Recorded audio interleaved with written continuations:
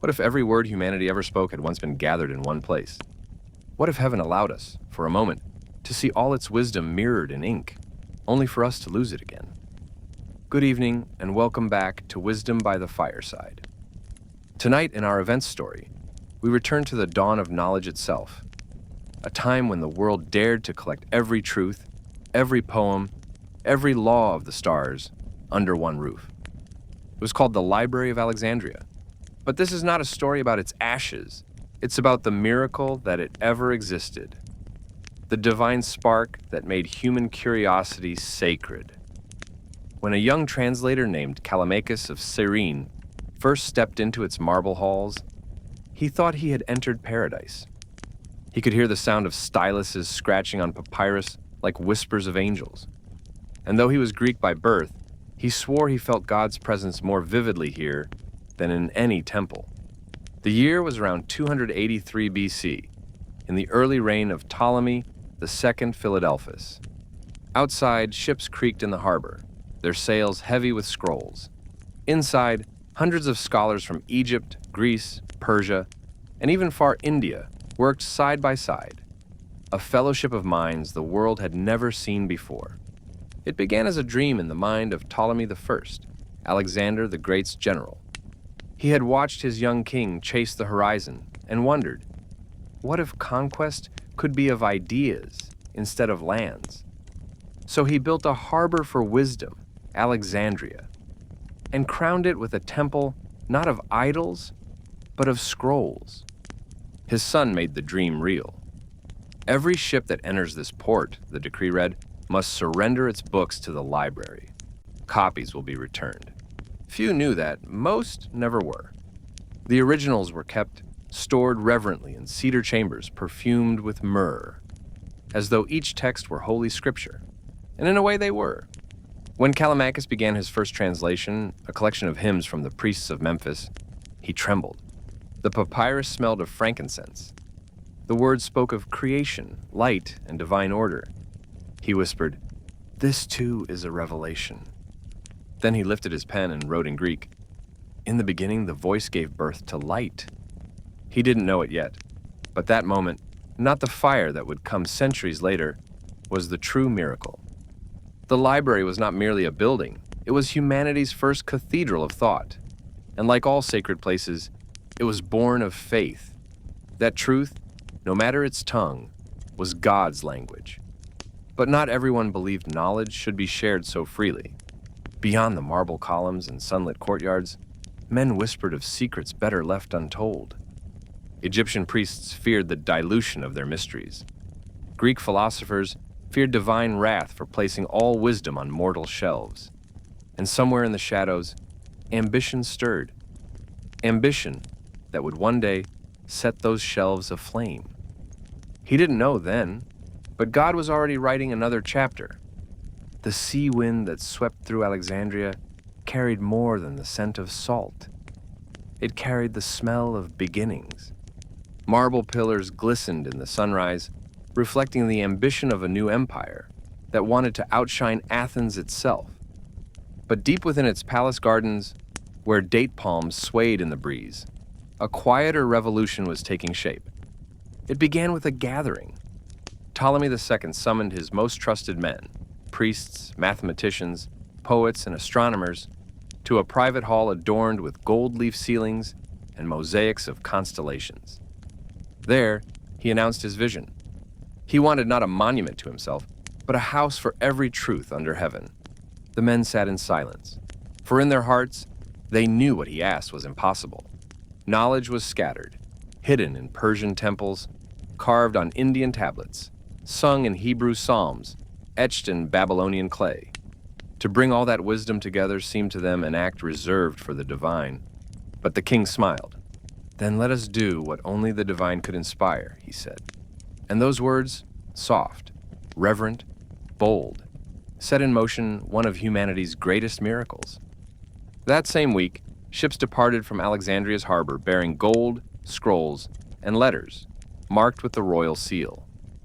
Messengers were sent to every known kingdom with one request: send us your wisdom, that the world may remember. Among those called to serve this dream was Demetrius of Phalerum, an Athenian scholar who had once governed Athens itself. He was wise, cautious, and weary of kings. But as he walked through the empty halls of the half-built library, he paused, listening to the echo of his footsteps, and he whispered, "Perhaps even power can serve truth." He began to gather not only texts, but minds, inviting thinkers who spoke in rival tongues, believed in rival gods. To many, it was heresy. To Demetrius, it was harmony. That was how the first translators arrived. A humble circle of scholars whose task was to weave the world's languages into one great voice. Among them was Callimachus, young, intense, hungry to understand. He believed that every word, whether written by a pagan, prophet, or poet, carried a spark of the same divine source. He once told Demetrius, "Sir, if all truth comes from God, then even the lies of men lead back to him, as shadows lead to light." Demetrius smiled. "Then write, boy. Let your ink be the proof." So they wrote. Day after day, under oil lamps that burned with resin and cedar, they copied and translated. Hieroglyphs became Greek. Sanskrit hymns found rhythm in Egyptian verse. The air was thick with incense and thought, and slowly the library took on a soul. It wasn't only the scrolls that gave it life, but the people, Persians and Jews, Greeks and Egyptians, women who studied medicine in secret, priests who translated astronomy as worship. It was said that to walk through its halls was to hear every civilization breathing together. At night, when the courtyards fell silent, Callimachus would linger, tracing his fingers over the papyrus shelves. He would look up through the open roof toward the stars, whispering a prayer. "Lord of knowledge, do not let pride blind us. Let this place serve you." What he didn't see was a tall figure watching him from the shadows, Theon, an older Egyptian scribe. His eyes were sharp, his robes lined with gold. To him, this gathering of nations was dangerous. "The boy mistakes blasphemy for brilliance," he muttered. "Man cannot hold God's secrets without paying a price." And so, even as the library rose toward the heavens, doubt began to dig beneath its foundations. It was only the beginning of a divine test, one written not in stone, but in hearts. By the time the Library of Alexandria opened its doors to the world, the sun itself seemed to rise differently over Egypt, warmer, wiser, almost aware of what it illuminated.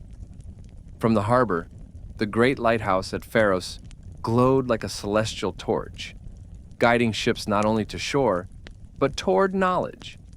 And just beyond it, standing proud beside the royal palace, the library, the Mausion, the shrine of the Muses, began to hum with life.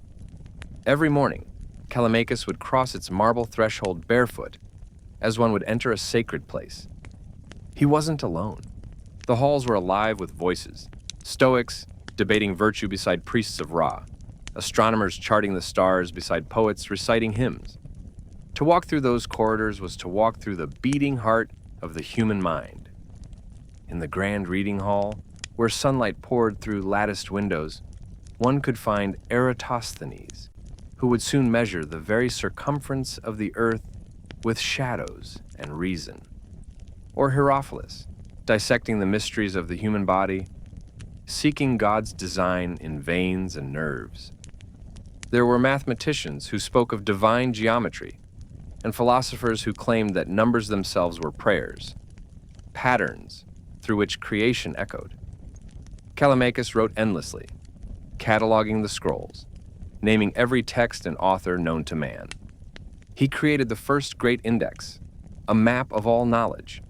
He often said, if man can list creation, perhaps he can understand it. And yet sometimes, when he paused to sharpen his reed pen, a strange fear tugged at him, a fear that they were trying to bottle the infinite. "Can you count the stars, Callimachus?" asked Eratosthenes one night, smiling over his parchment. "No," he answered softly, "but we try because counting them reminds us they were placed by someone." Outside, the people of Alexandria began to whisper that their library was blessed, that angels guarded it, that storms calmed near its shores. Some called it the house of the light of the world. Others said it was a tower too high for mortals, and within its walls, human hearts began to reveal both their beauty and their frailty. Theon, the elder scribe who distrusted the project, had grown powerful. He now oversaw the Egyptian collections and forbade the copying of certain sacred scrolls. Not all wisdom is meant to travel, he warned. Some truths were spoken for the ears of gods, not men. Demetrius, older now, disagreed. If knowledge is divine, then God would not fear its sharing, he said. But the seeds of pride had been sown. Each scholar began to defend his corner of truth as though it were his kingdom. Callimachus saw it unfold with a heavy heart. He wrote in his private journal, "The library mirrors the soul of man. It grows toward light, but its roots are tangled in pride." Still, he continued to believe that what they were doing was holy. Every scroll copied was to him an act of worship. Every translation a bridge between God's scattered children. And for a time, it seemed heaven smiled upon them. Caravans from India arrived bearing treatises on medicine. Jewish scribes brought the Torah to be translated into Greek. The Septuagint, a sacred union of languages that would echo for millennia. Philosophers from Athens, astronomers from Babylon, monks from Ethiopia, all came, drawn by the same invisible fire. One visitor, a weary traveler from the East, told Callimachus, "In our land, we say that the search for knowledge is the same as the search for God." Callimachus smiled. "Then you've already found him here." But light always casts shadows. The library's fame reached kingdoms that envied its power. Some rulers saw it not as a temple, but a weapon, a treasury of secrets that could make or break empires. And far from Alexandria in Rome, generals began to speak of Egypt not as a marvel, but as a prize.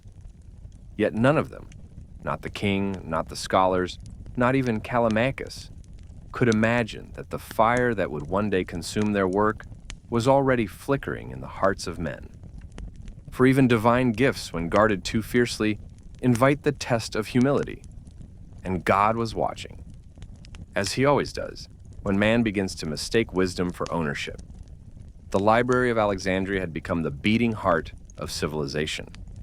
Sailors spoke of it as a miracle that glowed by night, a place where torches never dimmed and minds never slept.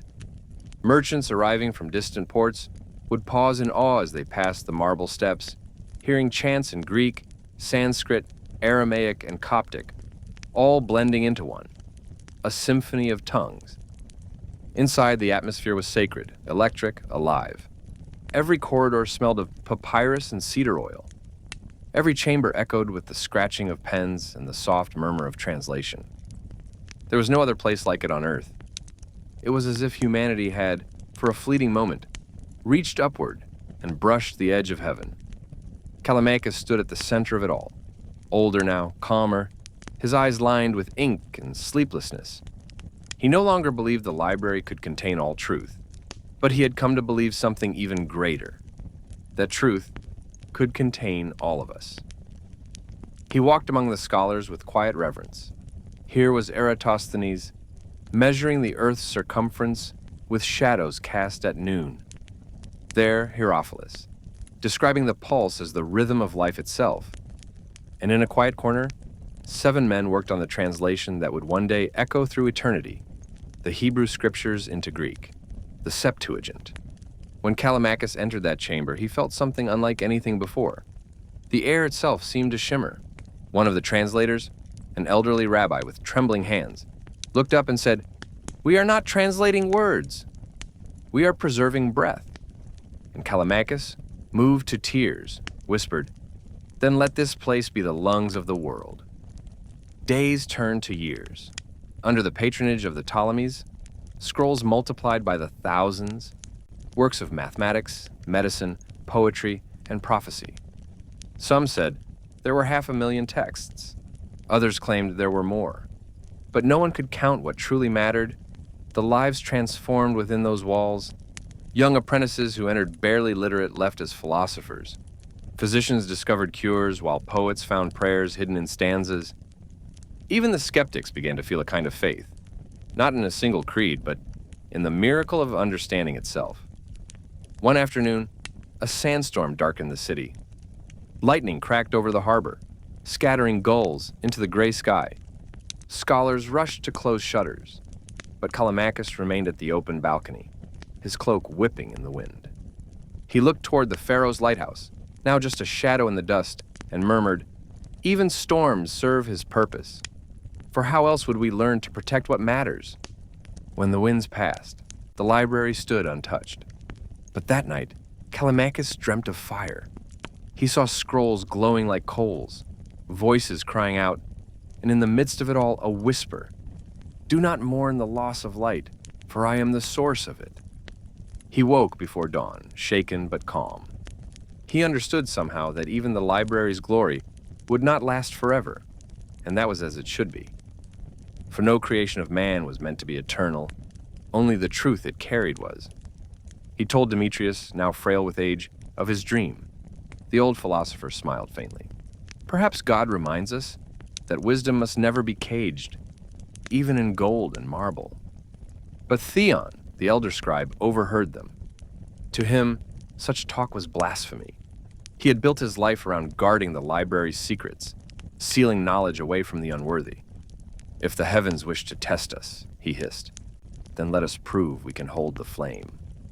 That night, he ordered the inner chambers locked, the oldest scrolls sealed behind bronze doors. It was pride disguised as protection. And heaven took note, because when man begins to guard light instead of share it, the fire he fears has already begun to burn. The silence came like a storm that forgot its thunder. No fire, no shouts, no sudden destruction. Just the stilling of voices. One by one, the scholars of Alexandria began to leave. Some were summoned by kings who demanded their wisdom for war. Others were driven away by whispers that the library had grown arrogant, that it sought to rival heaven itself. Even the streets around the Mausion, once bright with students and laughter, began to empty as fear crept in like a shadow no one could name. Callimachus walked the echoing halls and felt the air grow colder. He could sense the absence of those who once filled these chambers with life. The scrolls still stood in their cedar cases, but they felt mute. He told himself it was temporary, that all greatness has seasons. But in his heart he knew a divine hand was turning the page. Outside, Alexandria's politics had shifted. The kings who once worshipped knowledge now worshipped power. Ptolemy's heirs ruled not with vision, but suspicion. Gold replaced parchment as the measure of wisdom. And where scholars once debated freely, guards now stood watch. One morning, Callimachus entered the central archive and found Theon there, standing before the bronze doors he himself had sealed years ago. Theon's eyes glowed with both pride and fear. "I've been protecting what they could never understand," he said, his hand resting on the lock. "Some truths must remain hidden, boy." "Then they were never truths," Callimachus replied quietly. "They were chains." Theon turned sharply. "You speak like a priest, not a scholar." "Perhaps both are needed," Callimachus answered. "Knowledge without humility becomes idolatry." That word, idolatry, struck like a curse. Theon spat, "Blasphemy? You think your God watches over ink and paper? That he cares for the babble of 1,000 nations?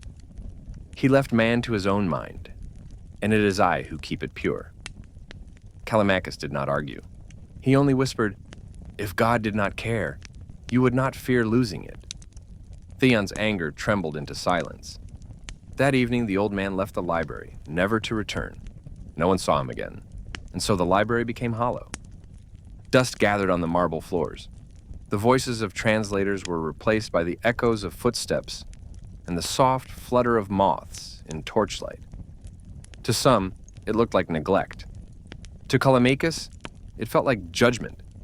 He began to walk through the aisles at night, running his fingers across the scrolls, whispering prayers over them.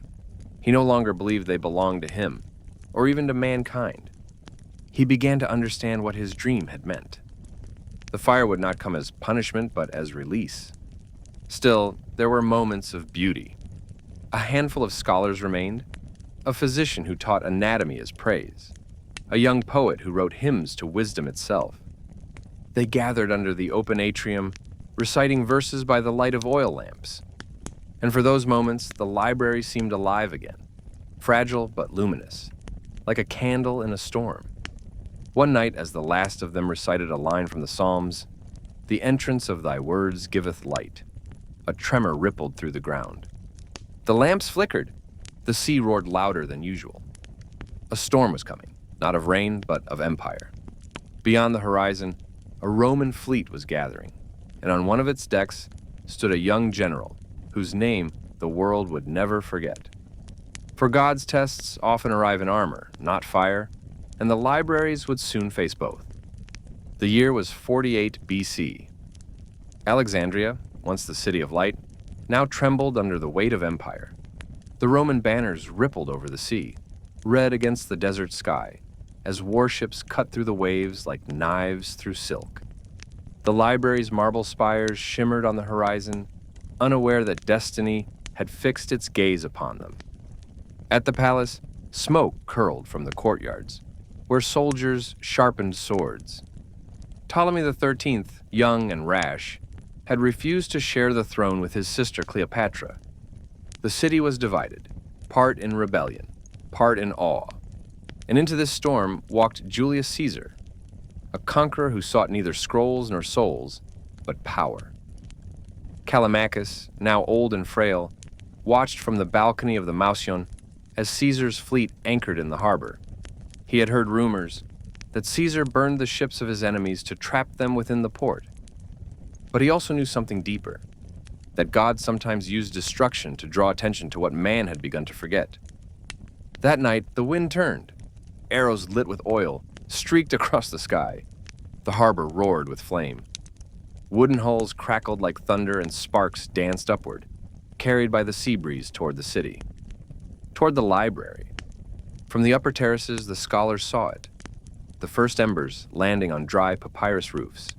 A spark, a glow. Then, a pillar of smoke rising like a ghost into the heavens. "Fire!" someone cried. But Callimachus stood still. He did not run. He whispered instead, "So this is how he chooses to remind us."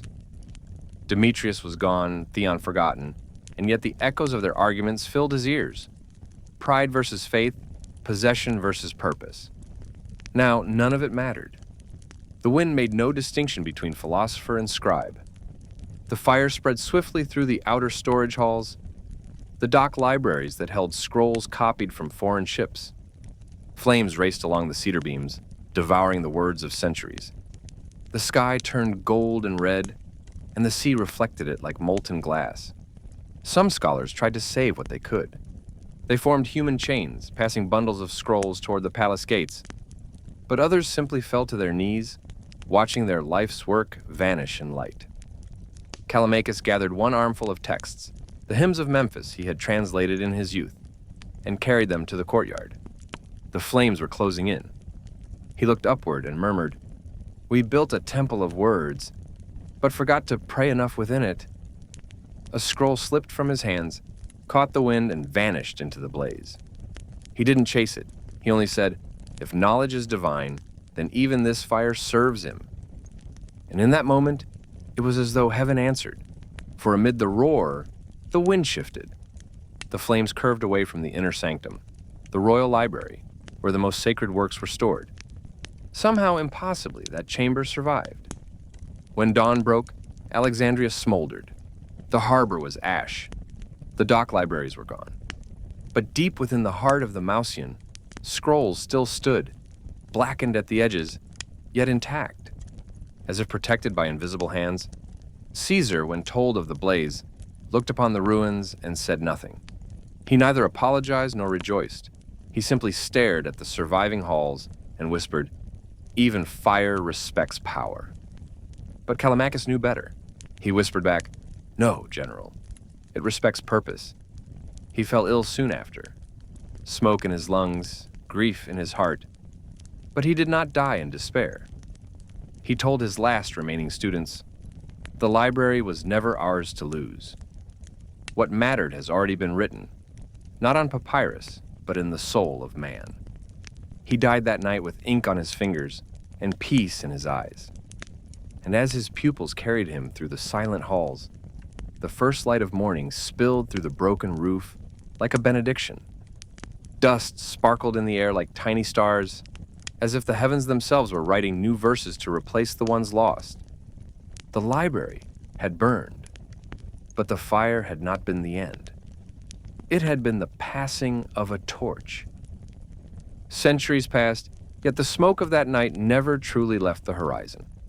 Travelers would still see it in their dreams, the glow of Alexandria's lost fire, shimmering like an afterimage of divine judgment. But what the world mistook for an ending was, in truth, only the beginning of a quieter miracle. The library was gone in brick and mortar, yes, but not in meaning. Its essence had scattered like pollen, carried by those who had touched its light. Scholars fled across deserts and seas, carrying fragments of knowledge sewn into cloaks, memorized in hymns, whispered into new tongues. In the hills of Athens, a blind philosopher began to teach from memory the works he had once copied in Alexandria. In Byblos, a widow of a translator kept his scrolls hidden behind her market stall, reading them to children who thought they were bedtime stories.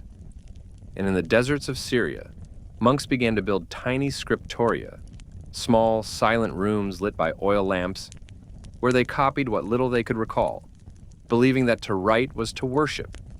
The library lived on in them, not as a place, but as a promise. God had taken the monument, but left the mission. And in time, even those fragments found new homes. In the academies of Baghdad, where Muslim scholars translated Greek philosophy. In the libraries of Cordoba, where Jewish poets and Christian scientists debated under the same roof. In the universities of Europe, where forgotten manuscripts resurfaced like seeds long buried. The fire had purified knowledge, not destroyed it. It had burned away arrogance, leaving only what was humble enough to endure. Some would call that coincidence. Others would call it providence. But for those who had seen the glow of Alexandria with their own eyes, it was clear. The God who once spoke through burning bushes still spoke through burning libraries. In one of the few remaining papyri, half charred, written in a trembling hand, believed to be that of Callimachus himself, historians later found a line unlike any other. If the flame consumes, it is because the light must travel. That single phrase would echo through generations of scholars, monks, and seekers. It became a prayer of sorts, a creed for those who believed that wisdom was not man's possession but God's ongoing gift. 1,000 years later, as Europe rebuilt its knowledge from the ashes of the past, a monk in an Italian monastery read that line aloud to his students. The candlelight flickered, and he said softly, "Brothers, this is not about Alexandria. This is about us. Every time we hoard truth, we lose it. Every time we share it, it multiplies." And for a moment, the cold stone chamber seemed to warm. Perhaps somewhere far above, the spirit of that great library smiled. Even now, the city of Alexandria bears its name, like a wound and a blessing. The harbor has changed. The sands have shifted. Yet every dawn, the light still falls across the same shore, gold and gentle, as if searching for what once stood there. And in 2002, when the modern Bibliotheca Alexandrina was opened on that very coast, its architects said they designed it so that its walls would capture sunlight from dawn till dusk. One of them, a quiet man from Cairo, said during the inauguration, "We built it not to remember what was lost, but to prove that light always returns." And as the first visitors entered its halls, their footsteps echoed, faintly, softly, like those of Callimachus himself, walking once more among the scrolls. The divine cycle had completed its circle. Fire had become light, loss had become legacy, and silence had become song. Because God never ends a story where man fears he does. He merely turns the page, and somewhere, in the eternal library beyond time, perhaps every scroll that burned is already written again, in letters of light. The flames that once swallowed the Library of Alexandria were never meant to destroy it, only to remind us that light, by its nature, must move. You can chain a scroll, guard a secret, build marble walls to contain it, but truth belongs to God alone. Even now, when we open a book, a screen, or even a heart to seek understanding, we touch the same divine current that once flowed through those halls. For every thought born in curiosity, every prayer whispered in search of meaning, is a continuation of that same sacred fire. What was the library, truly? Not its stones, not its shelves. It was a meeting of souls.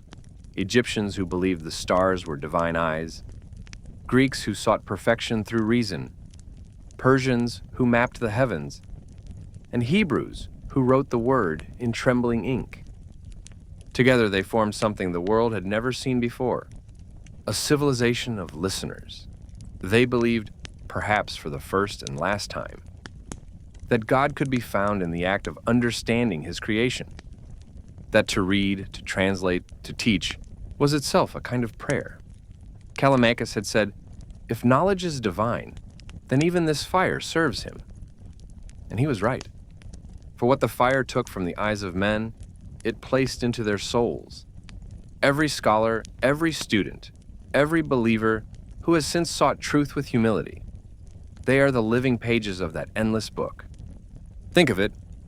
Had the library survived untouched, it might have become a relic, untouchable, worshipped for its marble instead of its message. But by losing it, humanity was forced to rebuild again and again, and in doing so to remember that wisdom was never meant to be guarded, but shared. Perhaps that was the divine design all along. Not punishment, not tragedy, but renewal. Because God does not dwell in buildings. He dwells in the pursuit. Every time a child asks why, every time a teacher answers how, every time someone looks at the stars and feels small but not forgotten, the Library of Alexandria burns again, not in ruin, but in remembrance. So tonight, as our fire flickers low, remember this: wisdom is not measured by what we know, but by what we do with it. Do we hoard it, or do we light another's way? Do we build temples of knowledge, or bridges of understanding? And maybe that's the real miracle, that even after millennia, the flame still reaches us here, in stories like this one told beside humble fires. Good evening, my friend, and thank you for being part of our little circle tonight. If the story touched your heart, share it with the ones you love.